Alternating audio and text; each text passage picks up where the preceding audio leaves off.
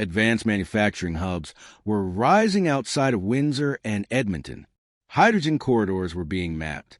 Interprovincial trade was being modernized, and the world was noticing.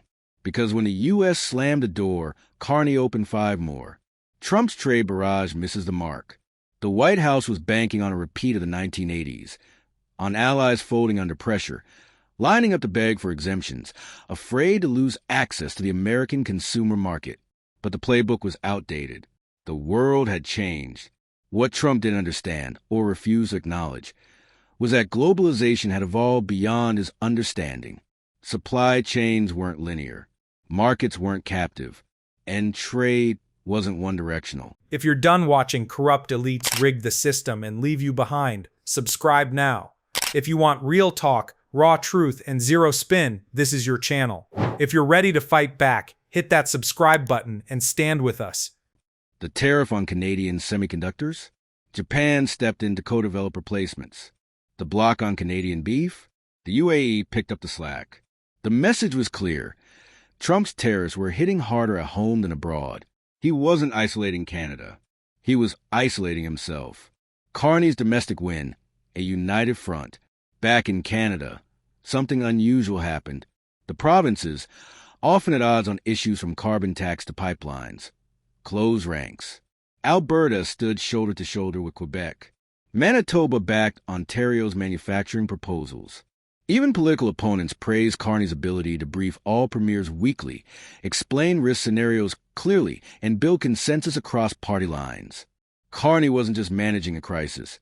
He was engineering a political realignment. This was post-partisan economics. This was Federation-first strategy. This was a lesson in how leadership rooted in competence, not charisma, creates stability.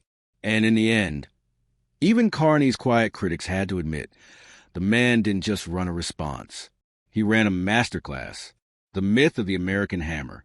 For decades, U.S. presidents believed that the threat of losing access to the American market was enough to bend any partner to their will, that access to Wall Street, Hollywood, and American retail giants would keep the world compliant.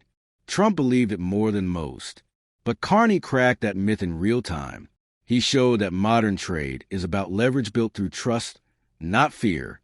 That consumer loyalty can't be mandated. That respect, earned through decades of fair play, is more valuable than intimidation. Trump wielded the tariff like a hammer. Carney used it as a mirror. And when the dust settled, America didn't look strong. It looked unstable. Innovation surges in response. Canada's private sector didn't wait for permission. Once the tariffs were announced, innovation exploded. Tech accelerators received emergency grants to find homegrown alternatives to U.S.-sourced components. Quebec-based energy firms fast-tracked research into battery storage independence. Saskatchewan's agricultural sector launched a national seed sovereignty campaign. Even high school robotics teams started sourcing from local suppliers instead of importing U.S. kits. This wasn't just policy reacting to politics. This was society self-organizing. And it proved something vital. Resilience isn't built in parliaments. It's built in workshops, in farms, in co-working spaces, and corner stores. Trump threw a punch. Canada flexed a muscle he never knew existed. Business confidence defies the noise. Analysts predicted chaos, panic, a run on the dollar. Carney's office kept receiving reports that U.S. media was bracing for a Canadian economic collapse. Instead, Canadian business confidence rose for the 3rd straight quarter. Investment inflows hit a 5-year high, and the Canadian dollar held firm, even as the U.S. dollar slid under pressure from global sell-offs. Why? Because investors trust institutions that act like adults. Because capital flows to countries that manage risk, not manufacture it. And because in a world where politics is often theater, Carney delivered something rare: policy. The world starts rewriting the playbook. International observers began writing op-eds with titles like Canada's Quiet Coup and the New Model for Economic Sovereignty. Policy analysts pointed to Carney's calm resolve, his coalition-building style, and his refusal to get baited into Trump's drama as the new blueprint for how small and mid-sized nations could punch above their weight. A decade ago, no one would have expected Canada to be leading this conversation. But then again, a decade ago, Trump was still bankrupting golf courses and yelling on reality TV. Now, the contrast couldn't be starker.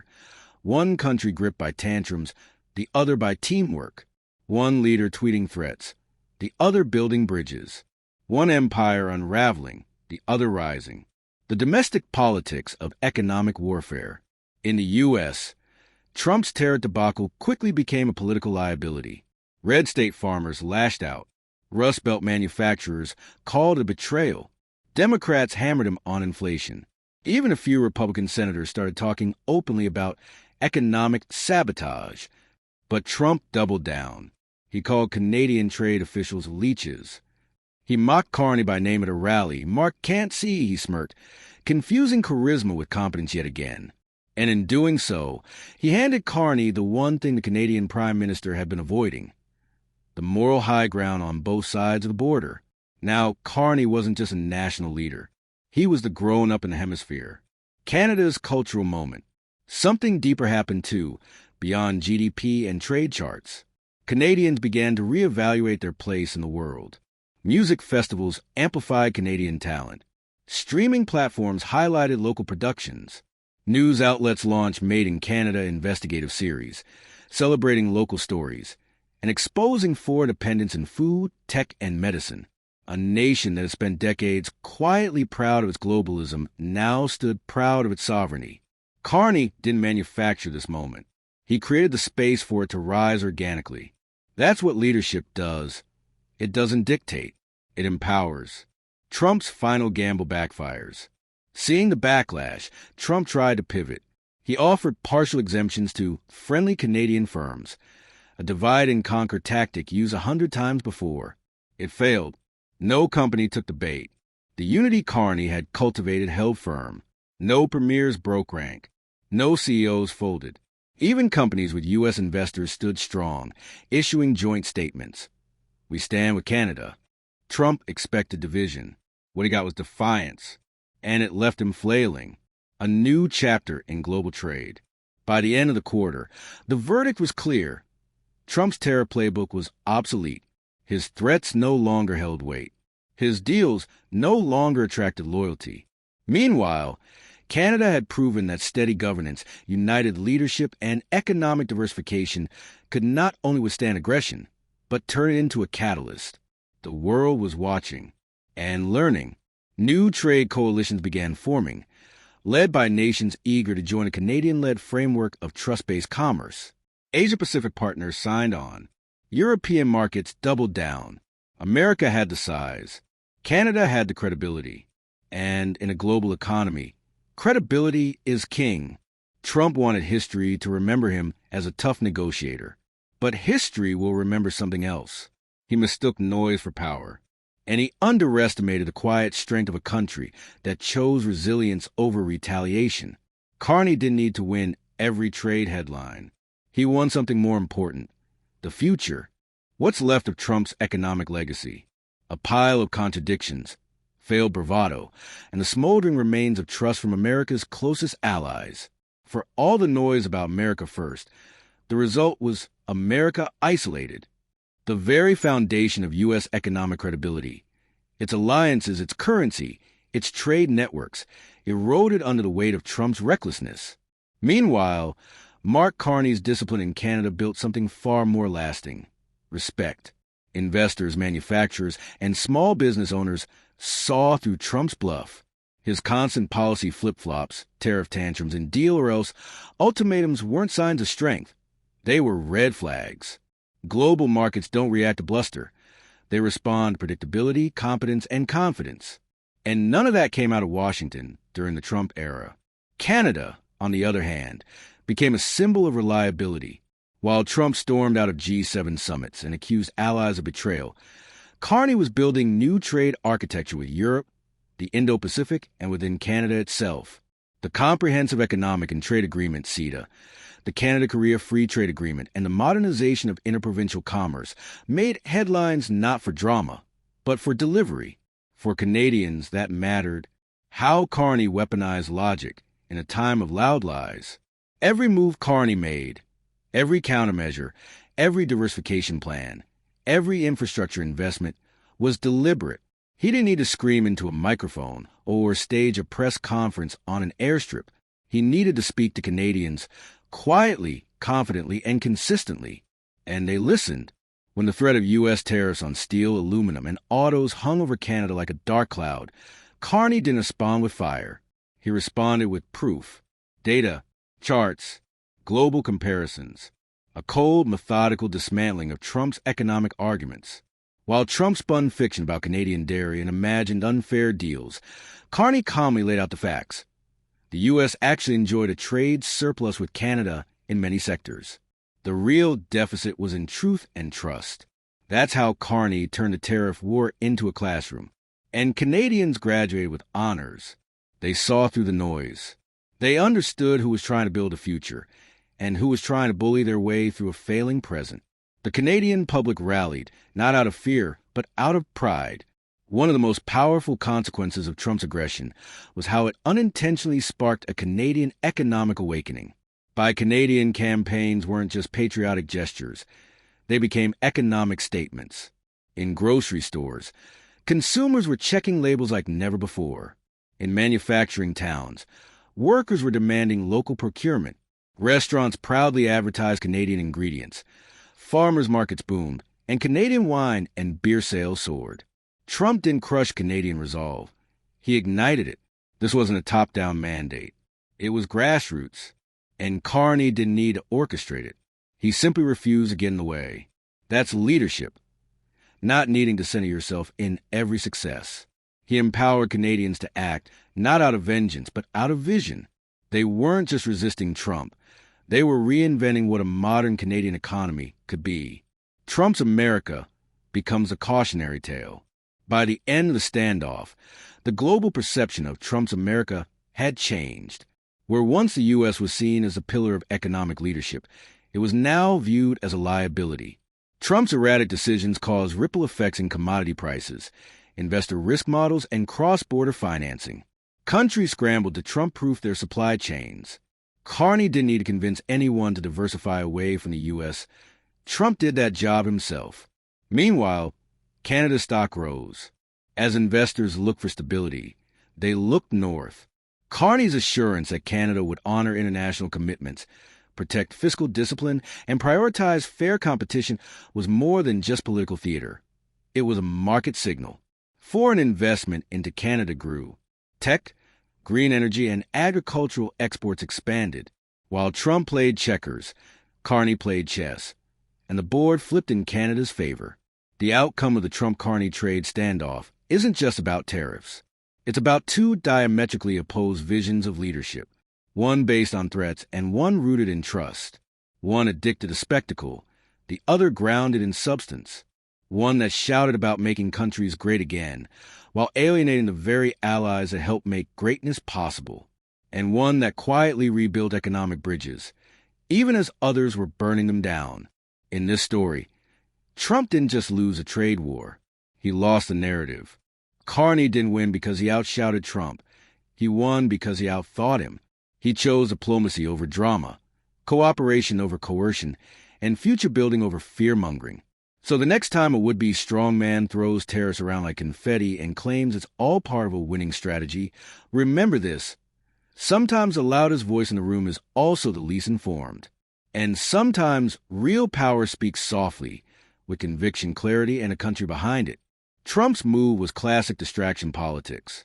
Faced with soaring inflation, tanking consumer confidence, and a shrinking middle class, he reached for the oldest play in the MAGA handbook, blame Canada. This time, it came in the form of a targeted tariff on Canadian tech components and auto parts, supposedly to protect American jobs. But economists weren't buying it, and neither was Ottawa. Within hours, Mark Carney's government issued a cool, unshaken response. Canada was not surprised, not rattled, and absolutely not backing down. This wasn't 2018. Canada wasn't going to plead, negotiate on its knees, or wait for Washington to change its mood. This was a new Canada, a Canada that had learned from the last trade war, a Canada that had built a plan.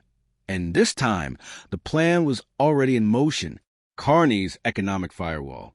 Long before Trump's latest tariff tantrum, Mark Carney had been laying the foundation for Canada's economic resilience.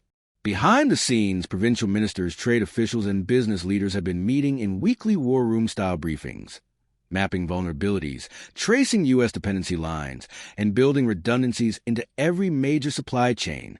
The goal wasn't just to survive the next American trade squeeze. It was to become immune to it. So when Trump made his announcement, Carney's team hit go. Strategic stockpiles kicked in. Alternative trade routes activated. Agreements with EU and Indo-Pacific partners accelerated. The Canadian dollar? Stable. Foreign investment? Unshaken. Carney didn't retaliate with bluster. He retaliated with systems. And those systems worked. The U.S. business backlash. What Trump didn't calculate, again, was how badly his own economy would react. American automakers, already stretched thin from global chip shortages, watched their costs spike overnight. Michigan and Ohio manufacturing CEOs flooded the White House with furious calls. One prominent Detroit exec was overheard saying, "Is he trying to tank us before November?" Because let's be honest, Canada isn't just a neighbor. It's America's largest trading partner. Their aluminum builds American airplanes. Their tech powers American cars. Their rare earths feed American batteries. Cutting off Canada isn't cutting off the competition. It's cutting off your own oxygen supply. And now Trump was doing it again, the diplomatic whiplash. While Trump strutted on stage and bragged about America first, Carney was on the phone with Berlin, Seoul, and Tokyo. He wasn't asking for help. He was coordinating leverage. A G7 wide letter was drafted within 48 hours. It called out unilateral, erratic trade actions and affirmed support for open, rules-based markets. Canada didn't just isolate Trump. It rallied the world around a new alliance built on reliability, not reaction. Meanwhile, U.S. diplomats were left scrambling to explain what the strategy even was. There wasn't one. Just Trump's ego dragging policy along like a wrecking ball. Canada's domestic surge. Back home, the terrorists didn't spark panic. They sparked unity. The Buy Canadian movement surged again, this time bolstered by digital tools and AI-driven tracking apps that let consumers avoid U.S. imports entirely. Within 72 hours of the tariff announcement, Canadian grocery chains saw a 21% drop in American-branded goods. Canadian alternatives flew off shelves. This wasn't nationalism, it was smart economics. Consumers understood the stakes. Every dollar spent locally was a vote against dependency, against instability, and against being bullied by a failing empire grasping for leverage it no longer had. Canadians didn't need a war room. They became the war room. Trump shattered narrative. On Fox News, Trump allies tried to spin the tariffs as a brilliant negotiation tactic. But no one was buying it. Markets dipped. Headlines screamed uncertainty. And behind the scenes, Republican governors in border states were begging for exemptions. What Trump painted as strength was actually weakness in disguise. A desperate, cornered administration lashing out at its allies because it had lost control of its own economy. The national debt was ballooning. The dollar was wobbling. Inflation was chewing through paychecks. And in the middle of it all, Trump thought picking a fight with Canada would be good optics. Spoiler, it wasn't. Carney's global rise. As Trump's image cratered, Carney soared. International media called him the adult in the room, the new steward of the West, and the economist who beat the bully. But Carney didn't gloat. He didn't tweet. He showed up to G20 with new trade deals, new energy contracts, and a calm confidence that said, "We came prepared." Asian economies, weary of U.S. unpredictability, leaned in closer to Ottawa. EU officials floated the idea of making Canada a central trade node in a new green tech corridor stretching from Quebec to Frankfurt. Trump had intended to isolate Canada. Instead, he accidentally made it a global hub. The strategic pivot completed. One of Carney's biggest wins wasn't just weathering the tariff. It was using it as a final catalyst to complete Canada's economic pivot. Cross-border shipping contracts were quietly severed. Rail expansions toward Western ports sped up. Pacific trade agreements were formalized, and Canadian companies started retooling for new standards in markets beyond the U.S. In less than 5 years, Canada went from dangerously dependent to strategically diversified. Trump's tariffs didn't break Canada. They freed it. Consumers feel the heat in America. Meanwhile, in the U.S., reality hit hard. Car prices jumped again. Grocery staples rose by 5%. Canadian lumber tariffs stalled housing construction. Baby formula shortages worsened. Trump told his base it was worth it. But families in red and blue states alike were asking, worth what? American farmers lost export markets they'd spent decades building. Mid-sized factories began shifting contracts to Mexico. Rural towns dependent on cross-border logistics gutted. Canada was moving forward.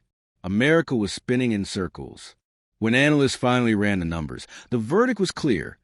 Trump's latest tariff barrage cost more American jobs than it protected. It weakened supply chains, inflamed inflation, and strained America's last-standing relationships with its allies.